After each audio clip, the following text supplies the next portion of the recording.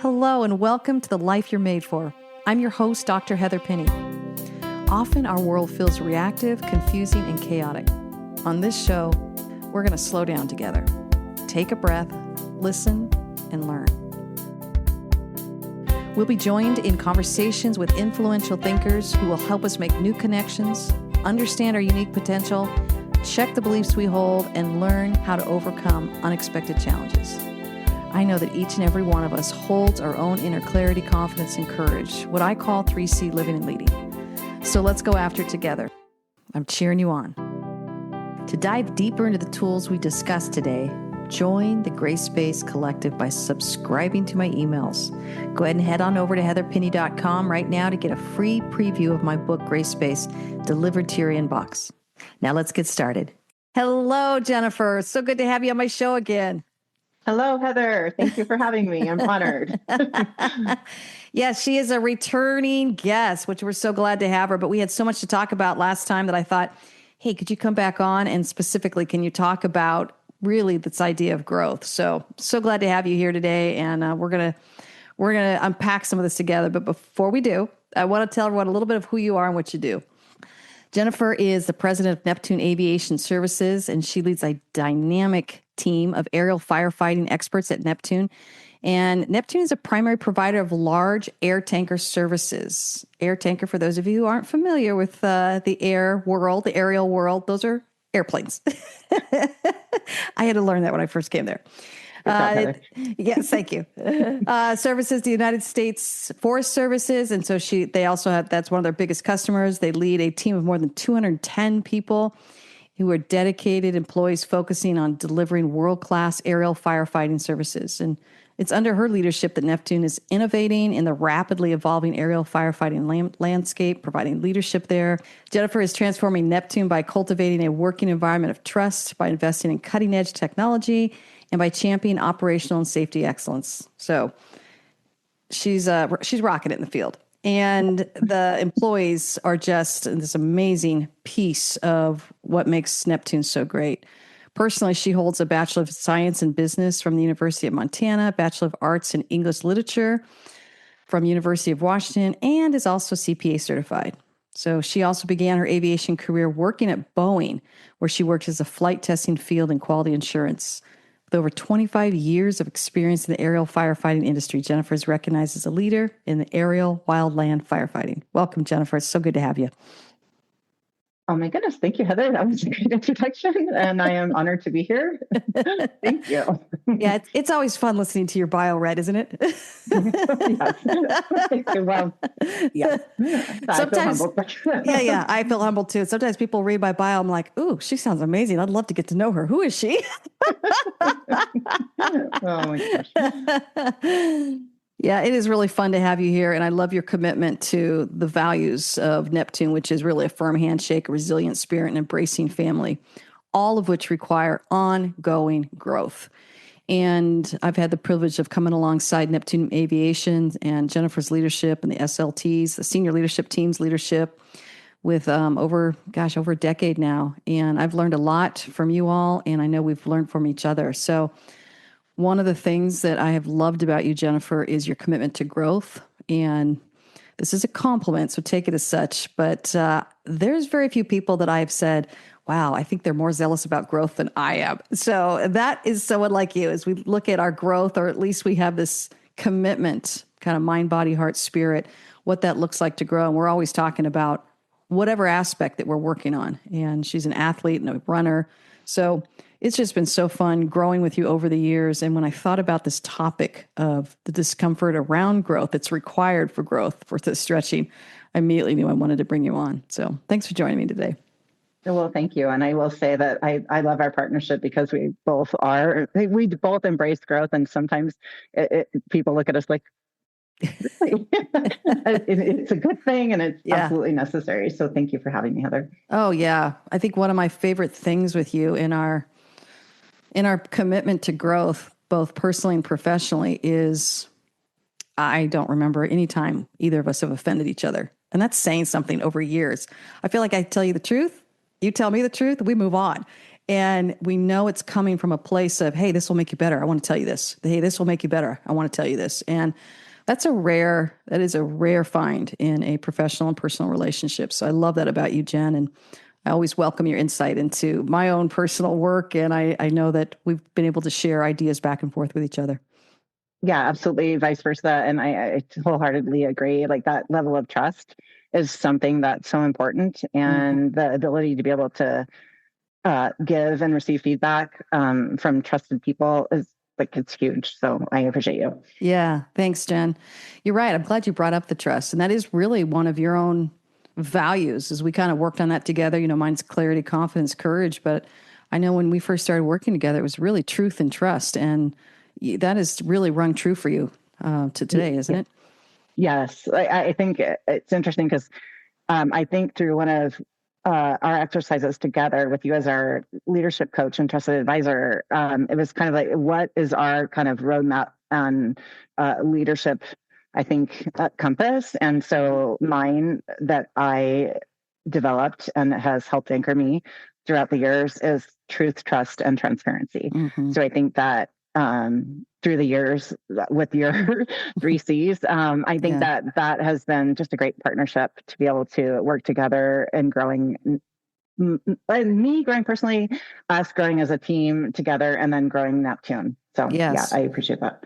Well, and I hope you noticed this, but I think I did reference truth, trust, and transparency in Grace Space. And it was taking a page out of our conversations where we worked on that together. And you're right, to have strong alliances in this world, both personally and professionally, you have to have this trust level, but you have to know what each other stands for. And just knowing that you stood for truth and trust and transparency, I already knew we would have a longstanding relationship. And that's where I think mitigates any kind of confusion or fear that maybe we're out to get one another, compete with one another, any of that silly stuff that gets in the way of personal and professional relationships.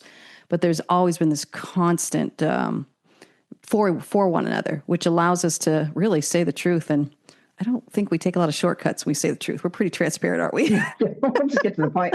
Yeah, we get to the point. Cheering each other on. That's right. We are always cheering each other on. Yeah. So I love that about you. And I guess that's where I want to jump in.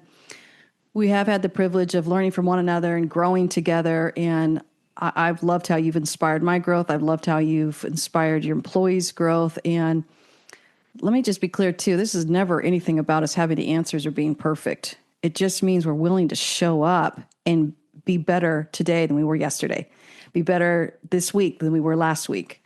And how many times we've looked at each other and it's like, okay, that was a fail, but we learned from it. Like, we are not even going to spend time in any kind of shame spiral around fail or failure. We see it as a valuable learning lesson. So I guess I want to jump in there. What has that process taught you in your value around growth? Well, I love that you brought that up because I can think of a specific example where you actually did that and mirrored or modeled that for our company, which I think that both you and I try to have that transparency, right? And know, like, if we have what we see as a fail, you know, how do we, like, if we take the feedback in and we say, okay, I hear you. And I see that didn't go well. And, you know, I'm learning from it, and I'm going to take in the information that you've given me and the feedback that you've given from me, and I'm going to learn from that. And I think that that's kind of the foundation of growth, right? And how you can handle growth successfully is to be able to do that. So I guess would say that I am the same as a leader and as president of Neptune. If I want my team to know that we're going to be taking risks as we grow, because that's what you have to do. They should be calculated risks, right? However, you cannot have everything figured out before you take that step. Take that. I'm not going to call it a leap, because I kind of call it a jump, really, because it's not a leap.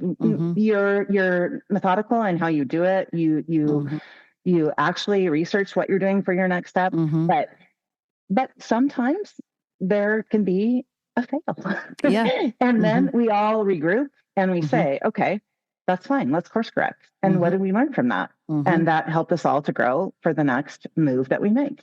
Yeah.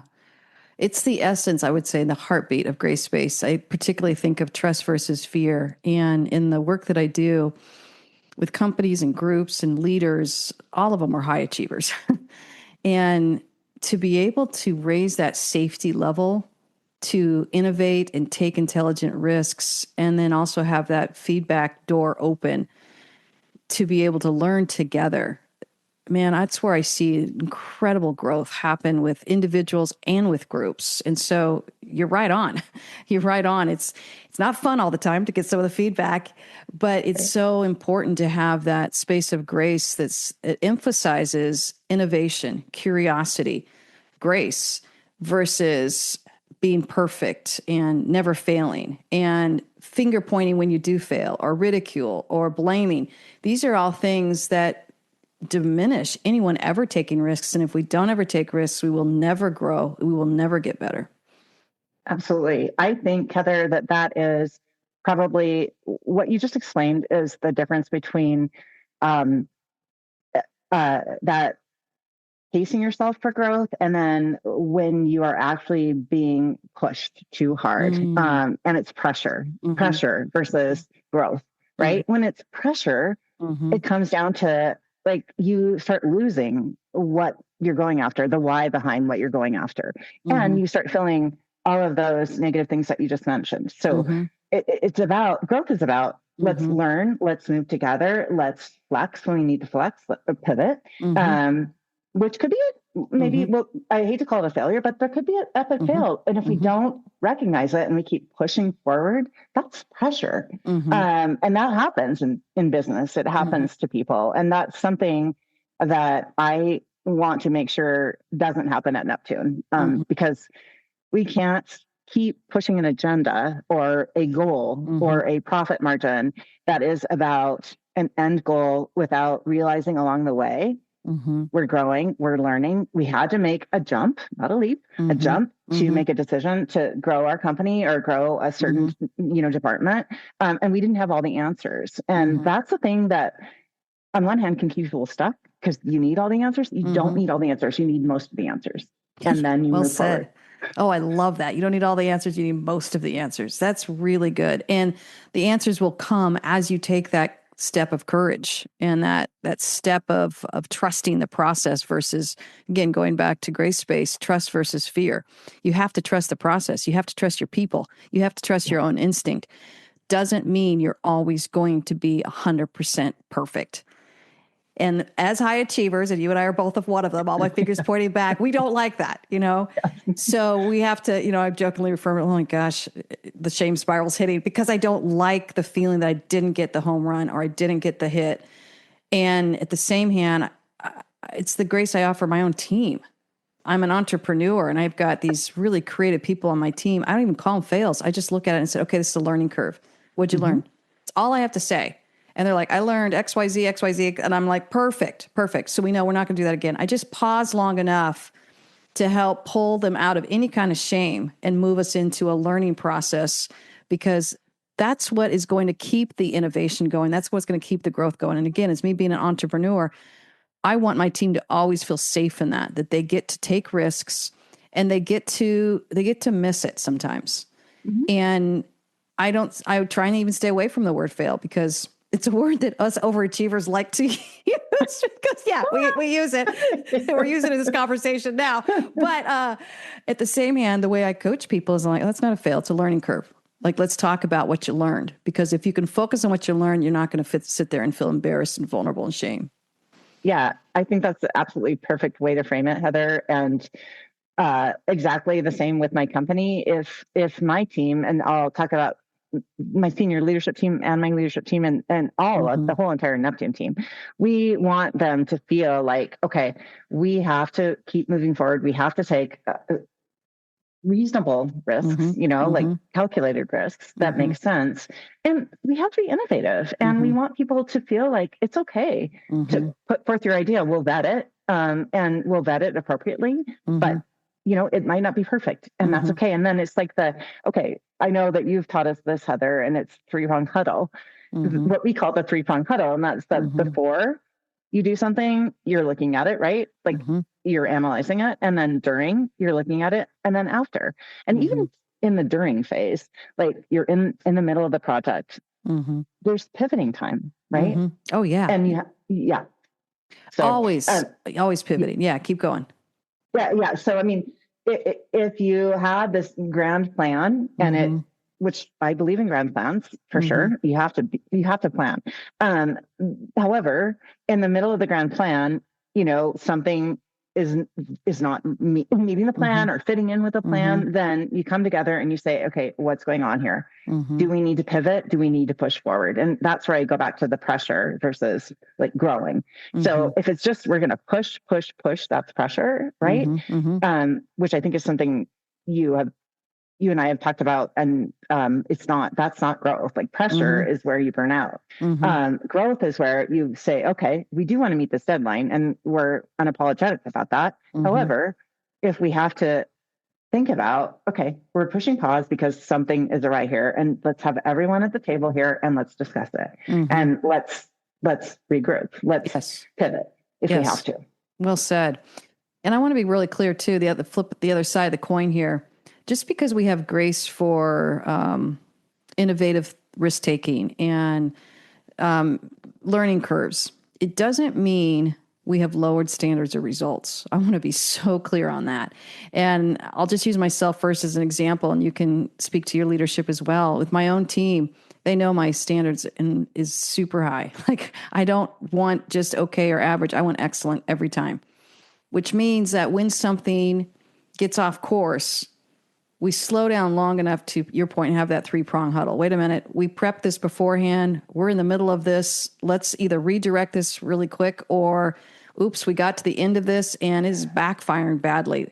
We got to learn from this. And it's never an excuse to repeat that over and over. It's only an opportunity to say, I'm going to slow this down long enough to really make sure that everybody's learned what they needed to learn from this. And then I will expect growth and I will expect results. But I'm saying this while my finger's pointing back. I'm learning with my people. I'm learning with my clients. I'm learning with my family. Put it in personal or professional settings. We're learning together, but it's unapologetically still keeping high level of results and standards. Yes, wholeheartedly. You and I are aligned with that. Yes. And I completely agree. And that's the kind of that, I think that at the 3-prong huddle, the last part, when you're evaluating, you evaluate and you make sure that what you've learned, that you actually put into practice for the next project or the next endeavor or the next growth, season as your company or even personally. Right. And to your point, modeling it for your people. When I mess up with my team, I own it fully, but I don't stay in it. I can't stay in it. It's almost like a luxury to keep staying in it. And I may have to go call a friend, phone a friend, or call my husband and be like, oh my gosh, this is when I really blew it.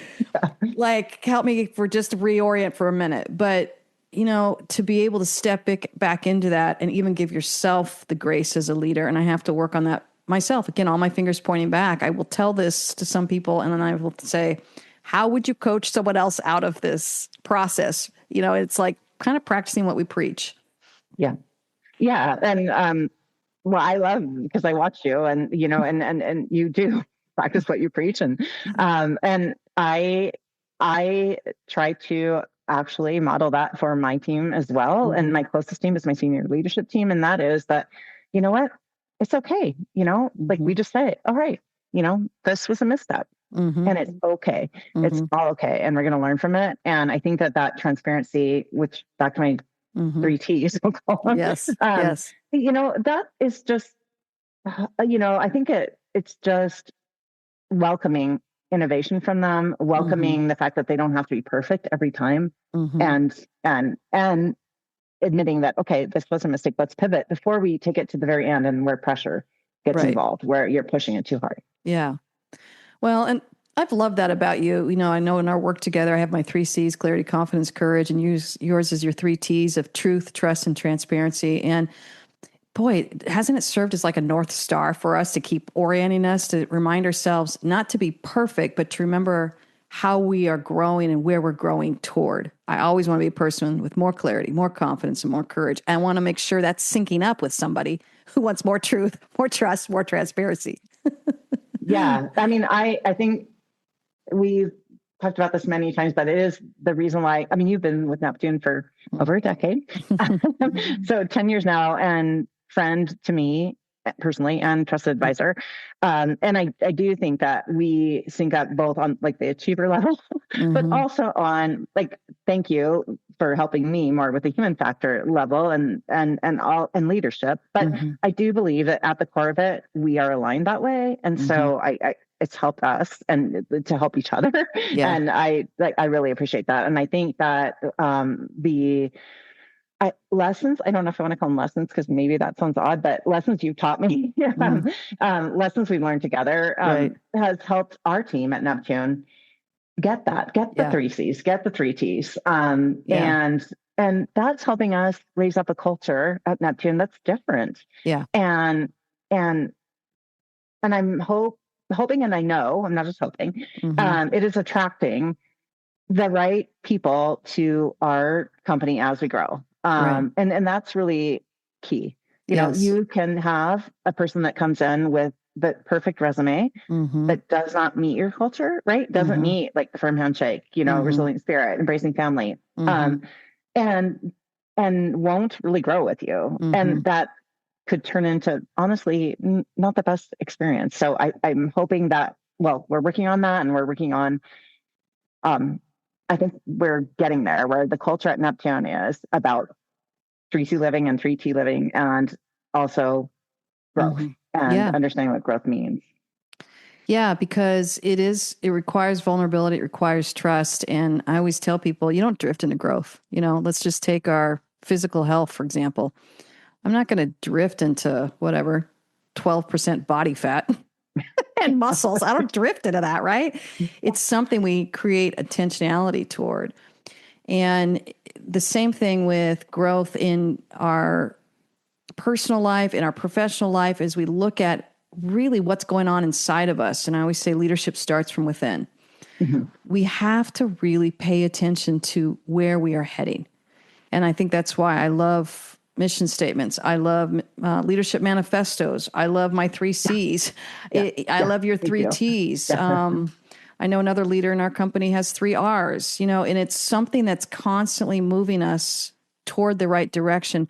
But I think what it also does, it provides a personal space of grace to let ourselves off the hook.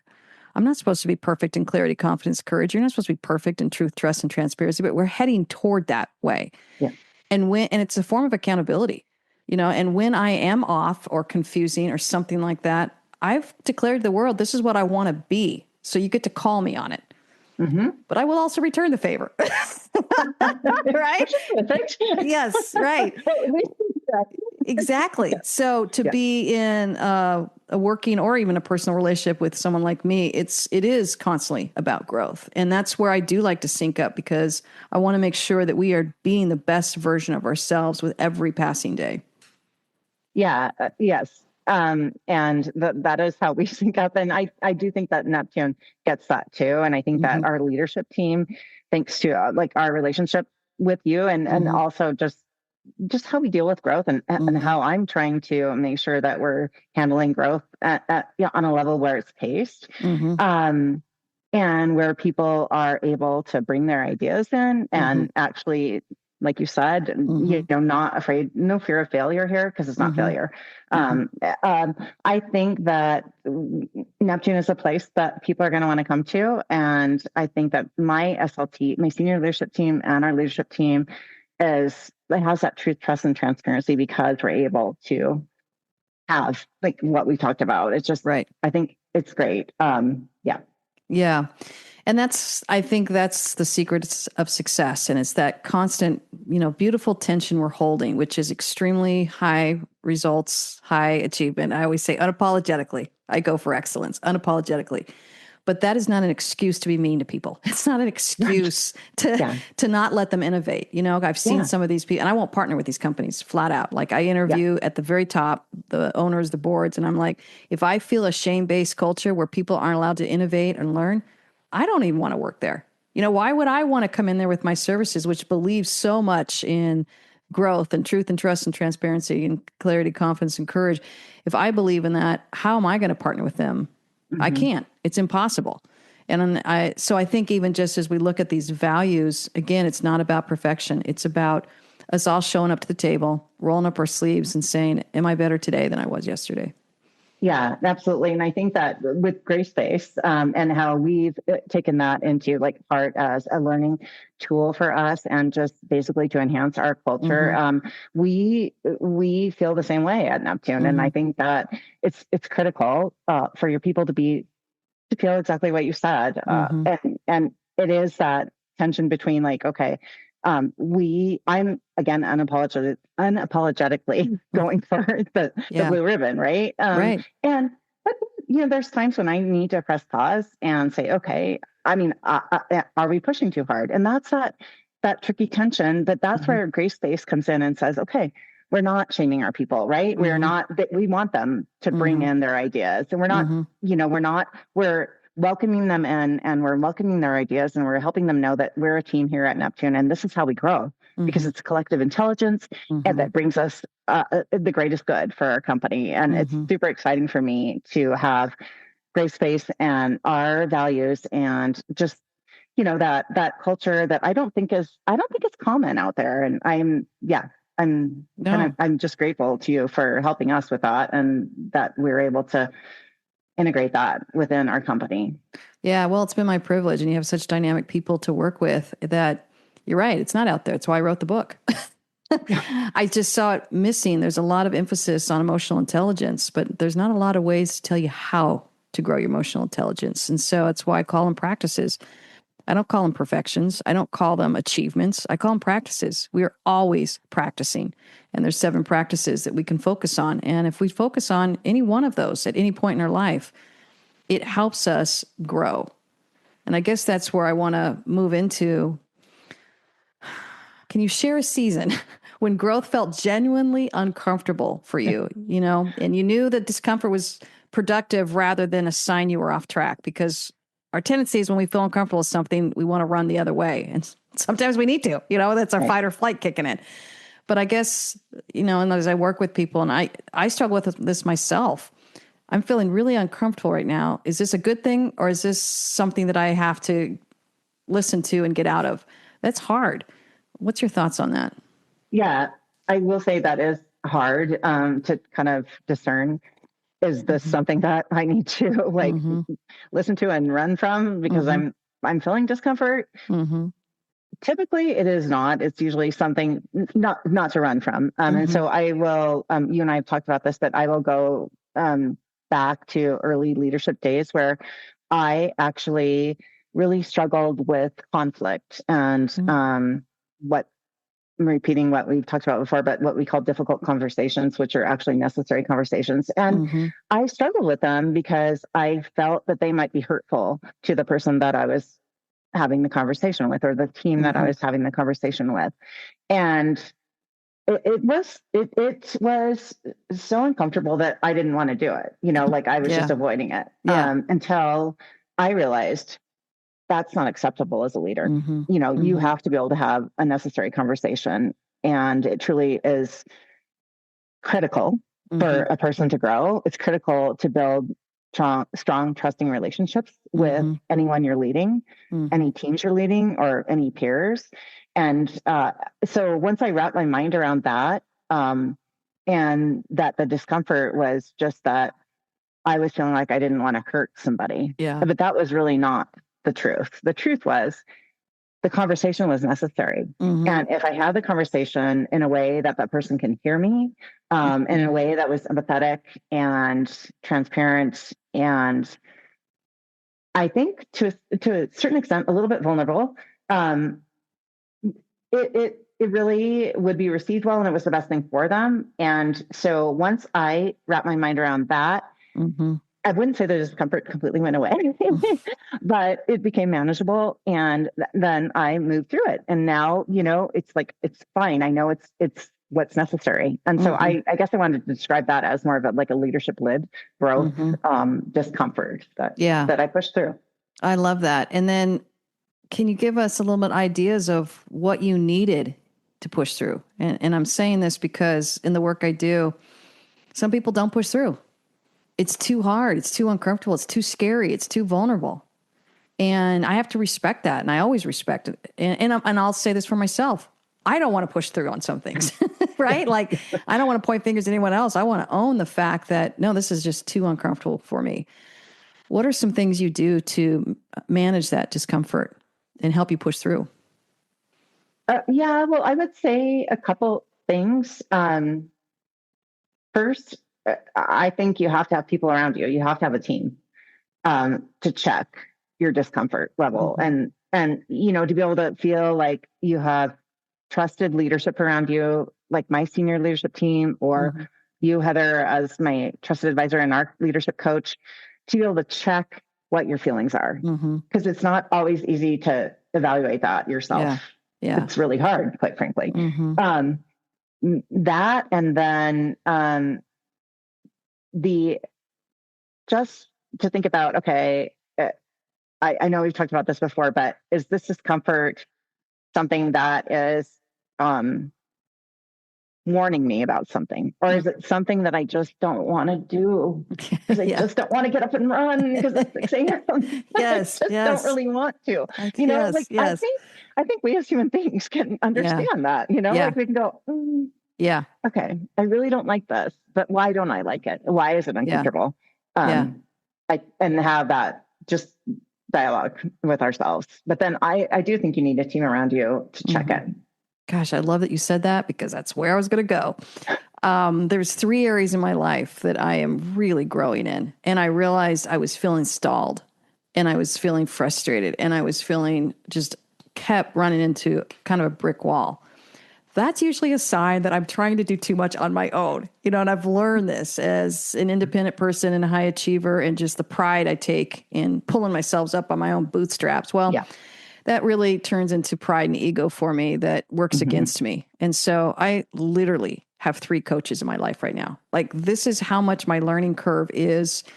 And they're all beautiful people. They're people of gray space. And it's someone that coaching in my writing, coaching in my marketing, and coaching in my health and my body.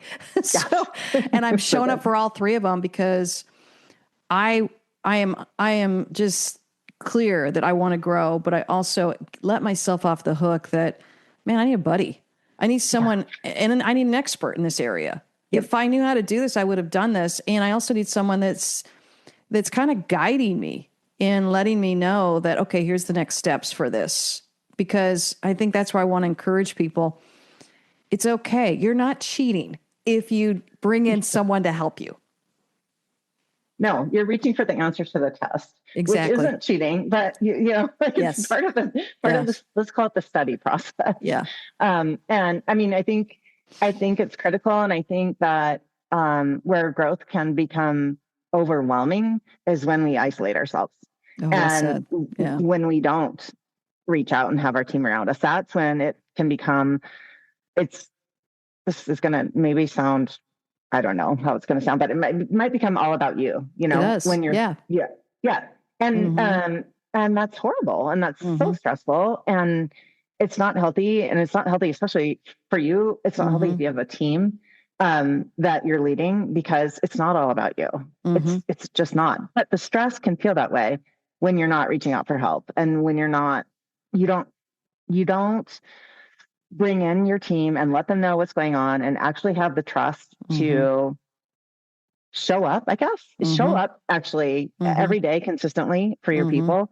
And then they have trust in you, and then you work on the problems together, versus kind of like what you said, like, it does feel kind of like, oh gosh, I should have the answer. I'm the president of this company. I should be coming with the answer.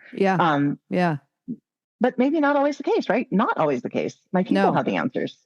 No, you're right on. I had to get over my own kind of my shaming false belief of I should be able to write my own book. I've got a master's, a PhD, and I've taught other people how to write. What's wrong with you?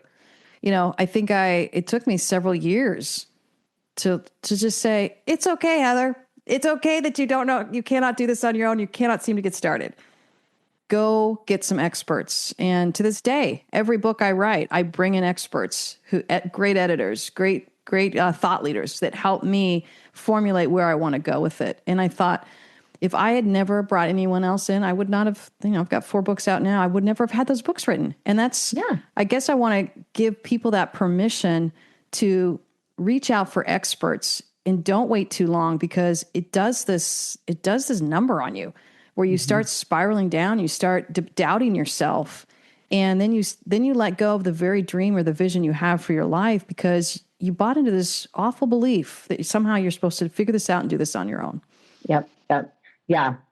Yeah. And that is something that at Neptune, I am trying to lead by example for. If we need to bring in a consultant, if we need to bring in a coach, if we need to, which we've had you for years and years and years, and it's like just served us so well, we can't live in a bubble, you know, if we're going to grow, you know, like we just can't. So, and it's super important to know that personally for yourself. And it's important to know that from a company perspective as well. We just, reaching out for expertise and help to able to set yourself up for to win the test, to gain and maintain the competitive edge.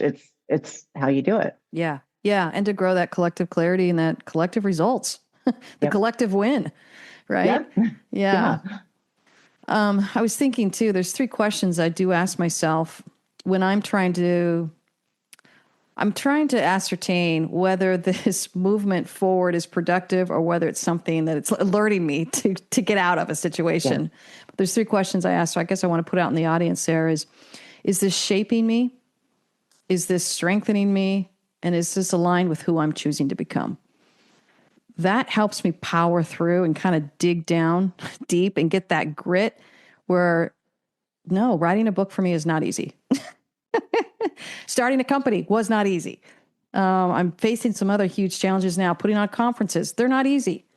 But I know it's shaping me. I know it's strengthening me. And I know it's aligned with who I'm choosing to become. So therefore, I'm going to show up. I'm going to do the work. I'm going to commit. I'm going to bring on experts who've already done this and gone before me.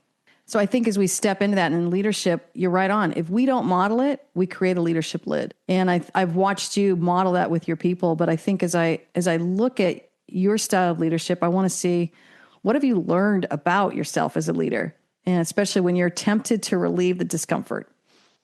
Oh, okay. Good question. Especially after like your 3 questions, which I love. I'm taking those on.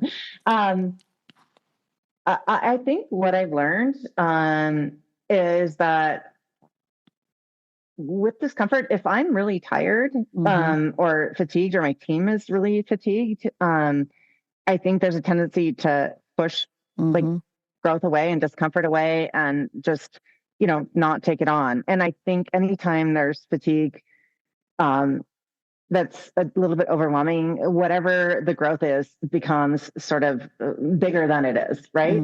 And what I'm learning is that for myself, I need to take a step back and look at, okay, my energy level, where I'm at, what I'm taking on, if it's important, prioritize basically.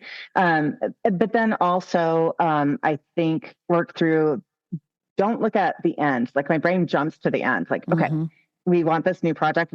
Here's where we have to be. And that's overwhelming. So when you're tired, that's what you do, or that's what I do. And then my other tendency is to look at my team, and I don't want my team to be tired. And I will feel protective, and I'll just say, hey, my team looks tired. I'm going to pull this project. Or maybe should I pull this project? And if you do that too soon, then you rob the learning opportunity. You have to sit with it for a bit. And you have to ask yourself those questions like, okay, do we have time for this? Do we have the resources available to do this project? Why am I immediately feeling like, this discomfort is a reason to pull a project? Or so I think sitting with it for a time, not having that knee-jerk reaction because of care, because I don't want to see my team feeling exhausted, but there might be a reason behind that, that's something I need to look at. So I guess hopefully that made sense, but just me looking at it more methodically and taking a bit of time if I'm getting that knee-jerk reaction to say, yeah. Gosh, I love that you brought that up, because I think this is where it does get tricky as a leader. And I'm leading my own team, and boy, trying to discern whether some of that uncomfortableness to push through is important to put down, but it doesn't make you very popular, or whether they're trying to signal to you, hey, I need a break, Heather. I need a break. And sometimes it's hard. I think I just want to respect that tricky space there. And I do know for me, I get my clarity when I pull back. Yeah. When I pull back and I go, am I pushing them too hard, or is this a breakthrough that they need? Once I pull back, I can feel my discernment grow and my clarity around the discomfort around growth. And sometimes it's, you got to let up, or you got to celebrate a past win, or you jumped right onto the next project because you love achieving and you're kind of addicted to it at times, and your team is weary. I have to look at that more objectively. And I'm telling you, when I pull away, a lot of times it's even over the weekend, or maybe after I get off work, I go take a walk. I'm asking and sitting in that question to say, is this a necessary discomfort that comes with growth? Or is my team signaling to me that they're a loss of energy and they're at their wit's end? Yep. Yeah, exactly. And I'm the same. If I'm not showing up consistently, and I am, not true to my heart, and in my life at home is not congruent with my life at work, then there's an imbalance there that could be showing up and pushing my team too hard, and not being able to discern. I love that you use the word discernment. Discern, is this an area that my team does need to grow in? Because as a leader, you do have to push a little bit, but you can't turn that push into pressure, I guess, is I think the best way to put it. Ooh, I think that's a really cool phrase right there. Cannot put your push into pressure. That's really good. Cannot push your push into pressure. That's good. I like that, Jen. Just made that up. Yeah, I know. It's really good. Really good. Yeah, I'm going to think about that a little bit. And you're right. And I do that when I'm pushing myself too hard. I will push out. And that goes all the way back to leadership always starts from within. The biggest myth is I can be mean to myself and push myself too hard, and it won't filter out to the people that I either live or lead with. Oh, I'm telling you, when I push myself too hard, I am not a very good wife or mother. Yep. When I push myself too hard, I am not a very good coach. It's when I give myself that permission for my own grace space, my own timing, checking in and discerning with myself. Is this a necessary discomfort area of growth that you need to really just dig deep and dig into your grit, so to speak? Or is this something that is being unkind to yourself, and it's not, the timing isn't right for this project or this conversation or whatever it is I'm involved in? Yeah. And we are cut from the same cloth, so to speak, that I have to do that myself, because I think that we want to grab at every opportunity because they are good opportunities. Yeah. But we do have to say, okay, hey, I can only take 2 of these because I'm over here personally, unprofessionally, I'm over here and I need this. I need to have my baseline, what keeps me stable, what keeps me showing up every day, consistently for my people as the same person, Yeah. So, well said. Yeah. And learn who to trust to get the feedback from. I remember Brene Brown saying this, and it always stuck with me. She keeps this little tiny card. It's like a 1 inch by 1 inch square in her wallet. And she's got 6 names on it. And of course, I'm leaning in going, what is this card? She keeps in her wallet with 6 names. And it's the only 6 people that she takes feedback from. And I thought, oh, that's profound, because here she is reaching millions of people. And if she took all the feedback from everybody, she would never do anything that creates discomfort. And that's the same thing in the work I do. There are times when people don't want to hear what I'm saying. And I have to have the courage and really that clarity and confidence to go, no, this is a necessary truth. This is a universal truth. And if I don't say this, I'm not doing my job. If I don't say this, I am not serving the person in front of me. This is something that has to be said in order for us to move to that next level. Yeah. And to your point, those people on her card are the people that are going to give her the appropriate feedback. And she's not going to get sort of something that is, I guess, an emotional reaction to from someone who didn't want to hear whatever it is, or just even in what you do and with social media, there's just way too much that can come slamming at you that you would not be able to, not be able to focus. Yeah, I remember I was really, still am. I work a lot on my ego not getting too big or inflated, and so I remember I was really annoyed at an email that came through. I just didn't like the tone. I didn't like, but I did this check, and one of the people on my little card is my husband, Darren. And I said, hey, is this my ego responding to this and really reacting to this? Or am I right on? He didn't even skip a beat. He goes, yeah, that's your ego. And I laughed like, okay, thanks. And I just went back to work because I was like, I really want him to tell me the truth. Mm-hmm. Yeah. And I want to know because I've lost a little perspective on this. And that blasted ego can really get in the way of, how dare they say that to me? It can move you into kind of a defensive posturing and you lose track of really what's trying to be communicated here versus you're just getting sucked into your ego versus really staying in that space to be a better human. Yeah. Yeah. I love that. That that person can tell you that and you can hear it right away and say, yeah, got it. Don't even have to say anything more. Exactly. I'm going to go back and check that. And on the flip side of that, my running joke with him is like, we've been married almost 33 years. I'm like, I've never looked fat in anything. When I say, how does this look on me? And now I laugh at that and I go, oh, he knows what to say, what not to say. That's because you know what? We always know what we're looking for there. Okay. Well, really asking, tell me I look great because I'm ready to leave the door. Yep. I don't want to really know if this makes me look fat. So it's hilarious. Like, read the room. He knows how to read the room with his wife of when to give good feedback and when not to. And what's really important. And what's really important. Yeah. What feedback am I really looking for? She doesn't need this right now. It's not going to help anything. Exactly. I doubt that it would be true, but like I know I'm the same there. Like if I ask that question, I've probably already evaluated my outfit 5 times. So let's just move on.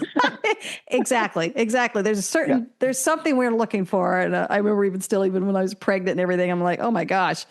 And I realized I'm like, of course I looked fat in that.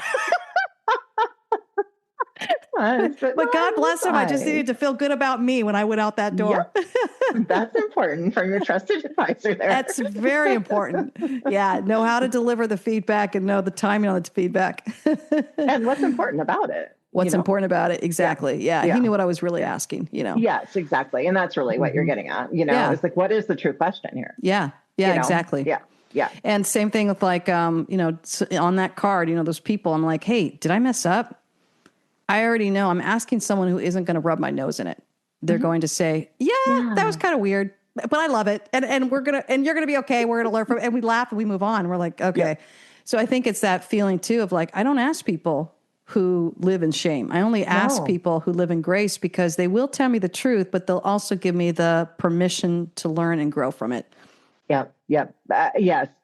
So true. And shame is not something that helps anybody in any way, shape or form.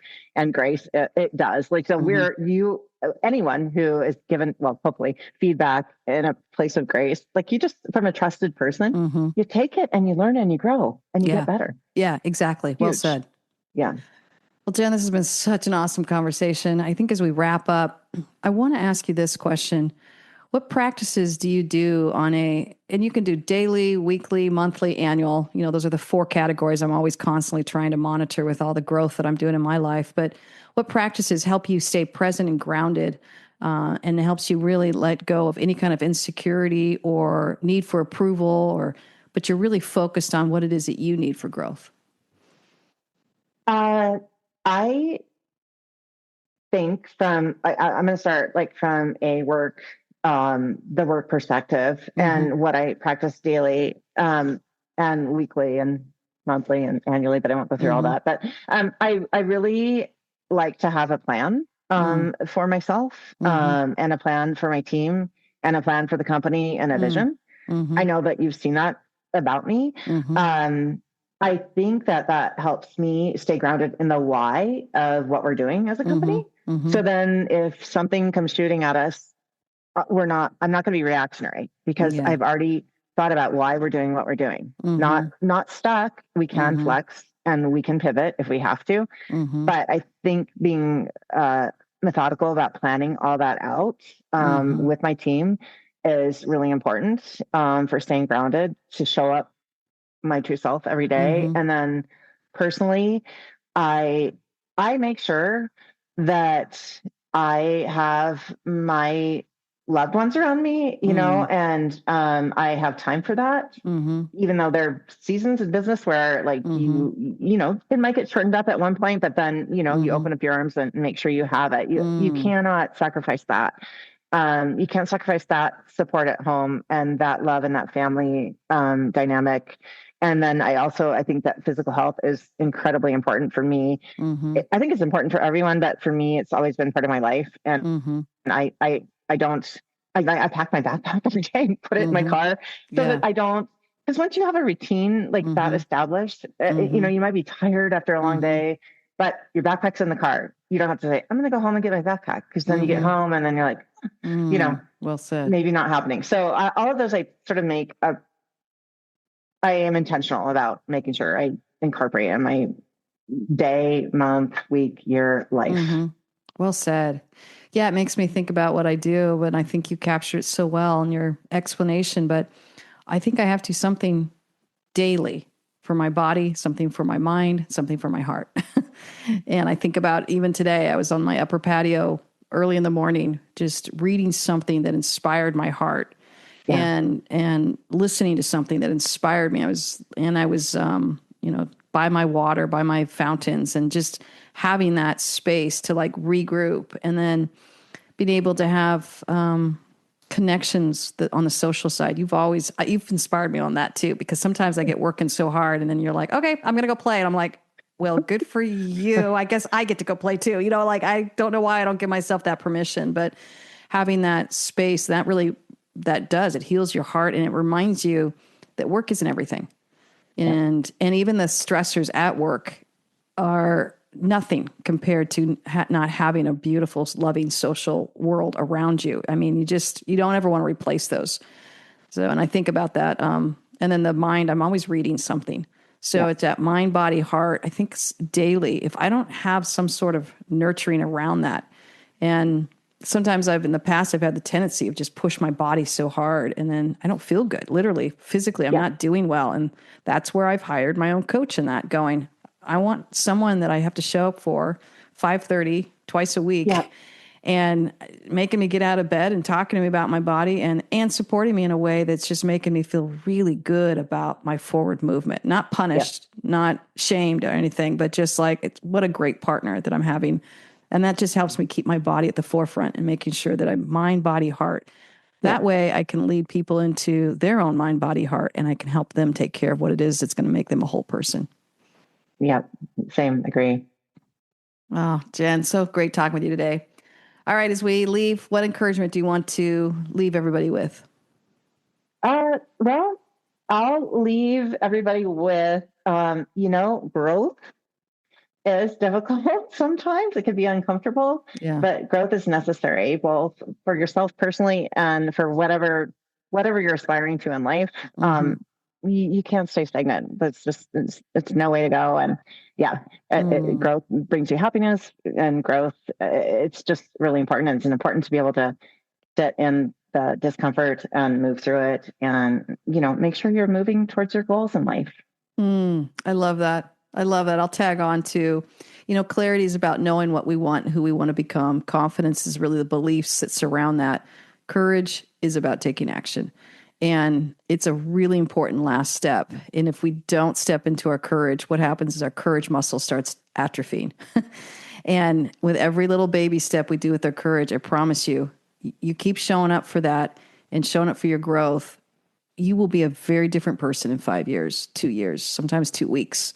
And letting yourself have that pride in who you're becoming is really an awesome feeling. So I guess that's where I want to just encourage everyone. You hold that clarity, that confidence, that courage within you, and it's a perfect trifecta to help you grow and move forward in life. We are cheering you on, huh, Jen? Yes, we are. Take care, everyone. Did today's episode resonate with you? Rate and review the show on Apple Podcasts or Spotify.